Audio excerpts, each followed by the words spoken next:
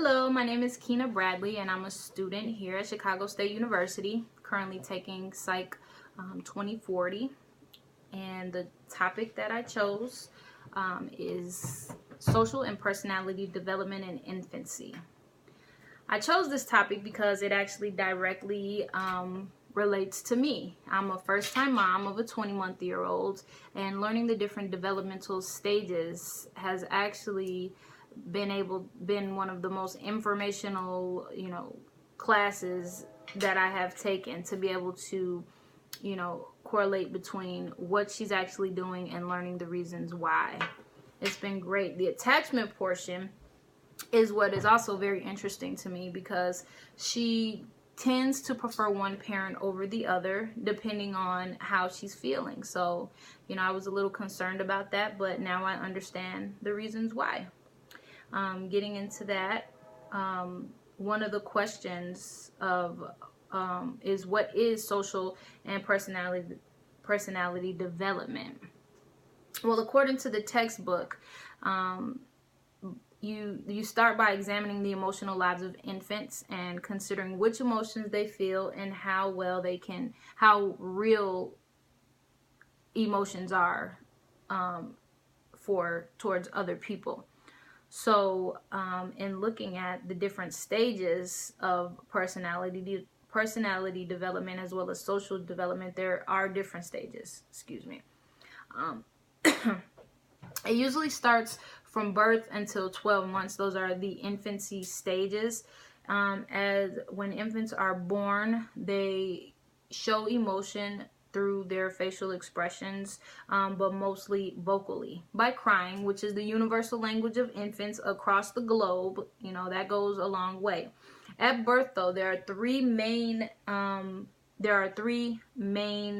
expressions that are present across the board usually, which shows interest, distress, and disgust. So as a new parent, you'll be able to pick up on those different cues from your baby after, say, a week or two. Just to touch base on some of the gross motor skills in the infancy stages, between the ages of 3 to 6 months, your baby should be able to move their arms, hands, and legs freely, put their hands in their mouth, they should be able to move their head back and forth, hold their head up when they're in the laying down position. And then moving on to the stages between 6 and 9 months, the infant should be able to roll from back to front and vice versa, sit up alone unsupported, and be able to pivot and creep on their stomach, and standing while held up against furniture and things like that. Now, my daughter, she was able to roll over at about 3 to 4 months. She was rolling from her back to her front and her front to her back. She was very strong. At 2 weeks old, she was able to hold her own head up when she was laying on her stomach. So, I think these kids nowadays are far more advanced than they were in previous generations. It just seems like, their cognitive abilities are, they're hitting these milestones a lot quicker than they used to. Maybe it's something in the food. Maybe it's something that they're giving us and we're passing on to our kids, but I think it's definitely evolution at its best. So by the time they're 9 to 12 months, they should be, crawling, they should be walking, holding on to things. They should be able to stand and walk with the assistance of your hands or a walker. So these are some things you want to always be aware of. There are some red flags. If your child is not successfully hitting these milestones, you want to try to figure out why as soon as possible. If your child has a flat head, that's a red flag. If their body is really stiff or they're using primarily one side of their body a majority of the time, you want to also look out for that. And just get answers right away. Don't waste time if you notice any changes in your baby or lack of delay. You always want to get on top of that, because some things can be addressed, and they can be, they can go through physical therapy or different type of therapies to help them overcome those delays. So between 1 to 4 months, your baby starts to show social smiles anger, surprises, and sadness. Now, social smiles is when a person, an actual physical person, comes up and smiles at the baby, interacts with the baby, and then they mimic that and they smile back and interact. Because visual precision is very limited between the first 6 to 8 weeks, infants don't usually pay attention to facial expressions during that time. But as the sight begins to develop, they do start paying attention to facial expressions and actually mimicking their facial expressions. So they'll mimic their parents' facial expressions before anything. So if you have a child, or if you have a mother or a parent who is very, emotionalist in the face, and you will notice that the child is going to pick up on that and not show a lot of emotion or expressions in their face. Their cry will also begin to change, so you'll be able to notice your baby's cry, rather if it's a hungry cry, if it's a upset cry, or if it's a want to be held cry. You'll be able to pick up on the different tones. If it's a wet, I'm wet, I need to be changed cry, you'll be able to pick up on those different tones. And that's one of the joys of parenthood, to be able to detect and bond and have that attachment to your child. I noticed in my own daughter that there were a number of times when she would poke her lip out if she wanted a specific parent. So, that was just really funny and really cute, but also like when she did that, she knew who she wanted, and that was our sign of letting us know. The attachment that the babies develop, it's a bond. The definition of attachment is a bond created between a child and a particular individual.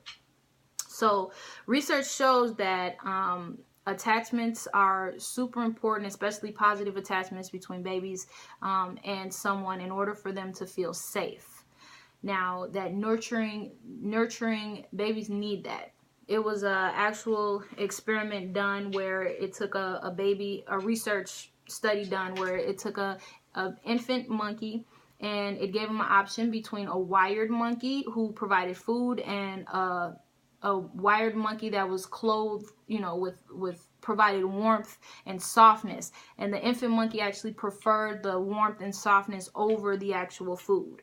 So that just shows you how important, that nurturing and that comfort is, because it's just instinctual. You just need that in order to grow and flourish. When children do not have that attachment, it can create detrimental effects. Insecurely attached children are more likely to develop or lack in social skills as well as communication skills. They also tend to have more anxiety. They're more anxious as they become adults, and their temperament can be very uneasy up and down. Temperament goes hand in hand with attachment. So, temperament can also be epigenetic, which means that the genes that us parents pass on to our kids have an effect on how their temperament is. If you're a real chill, laid back baby, real chill, laid back kid, you will more than likely pass that on to your kid. So that's some good stuff to know. You get everything, all the stuff that you put your parents through. It's like when you have kids, it's really true that you get that back. The bond between a mother and a child, when she nurses, it creates like a very strong bond. So that is one that is like inevitable, that moment, and that it's really good for the mother as well as for the baby.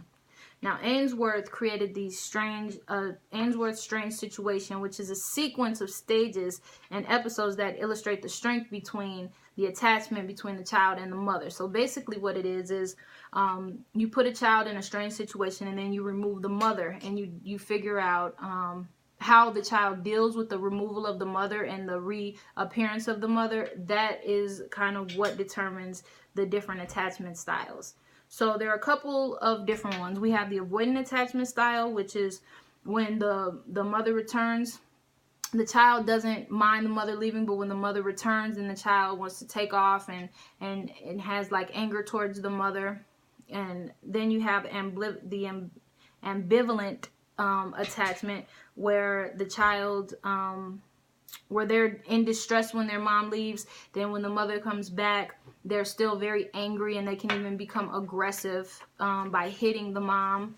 And then you have the disorganized, disoriented attachment, and this is where the child is very inconsistent and have contradictory behavior. They may not mind the parent leaving, or they may cry when the parent leaves, but then when the parent returns, they don't show any type of eye contact.